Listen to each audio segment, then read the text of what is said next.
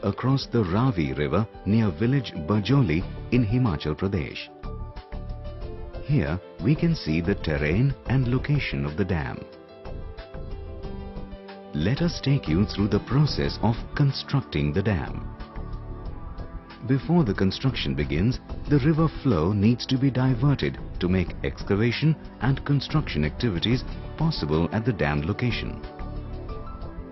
This is done by diverting the river water through a diversion tunnel that bypasses the dam location.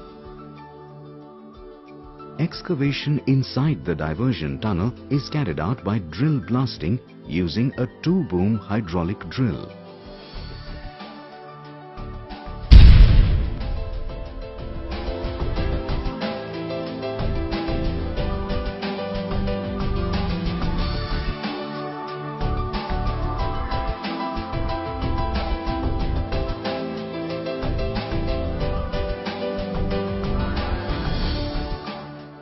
The excavated material is stored near either end of the tunnel.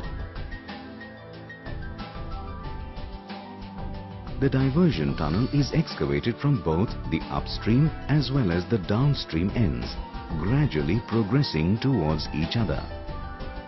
Simultaneous to river diversion, excavation for dam abutment, both in soil and rock, is taken up.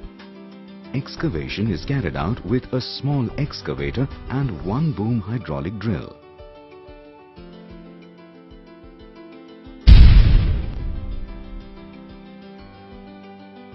The abutment slopes are excavated in stages until the river water level is reached.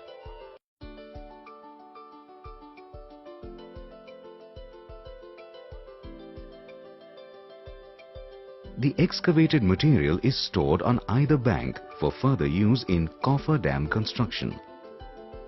The excavated slopes are stabilized by installing rock anchors and spraying shotcrete.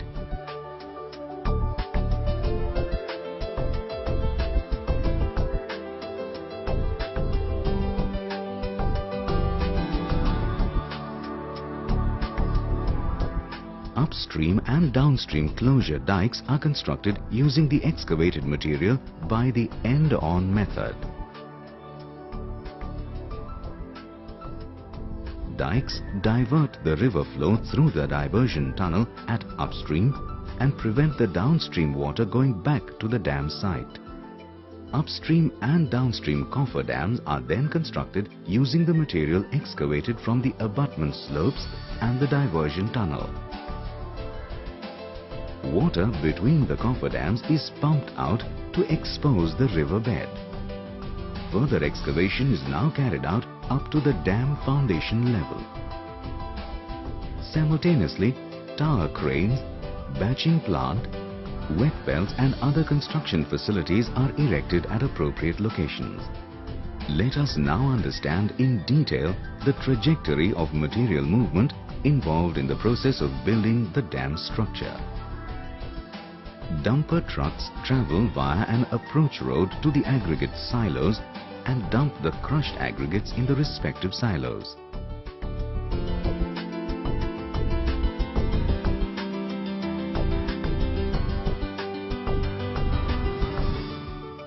A conveyor carries aggregates from the silos, one size of aggregates at a time, to the rotary feeder. The rotary feeder mechanism directs the aggregates flow to the respective conveyors and subsequently to the hoppers in the wet belt system. Hereon, all the facilities are covered and insulated to avoid heat loss. The conveyors carrying aggregates of size 10 mm and sand pass through a chilled air blast, while larger aggregates pass through wet belts with chilled water spray with temperature of 2 degrees centigrade. To allow the extended time of travel for the aggregates in the wet belt, the conveyors move at a much lower speed. The temperature inside the wet belts is maintained at 4 degrees centigrade. Water from the cooled aggregates is removed by passing it through the dewatering rotating screen at the other end of the wet belt. Aggregates thus cooled are then carried via a closed conveyor and stored in pre-cooled storage bins.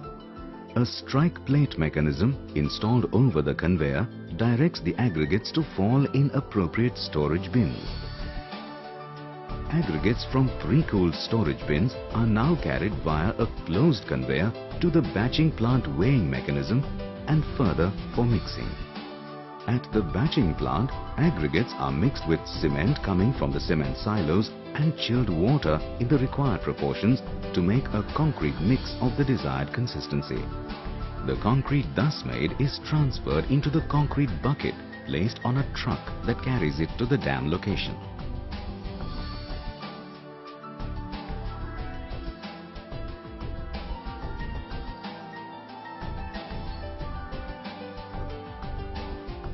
The crane keeps down an empty bucket, picks up the loaded one and delivers the concrete to the desired location of the concrete fill that is demarcated by steel shuttering.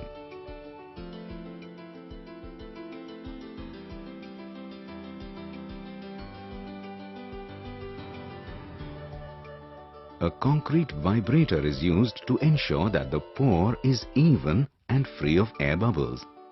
Concrete is placed in layers of about 300 mm thickness along the block width in a 3-meter layer at a time so that cold joints during placement are avoided. With slabs spanning the width of the dam, the entire structure is eventually built.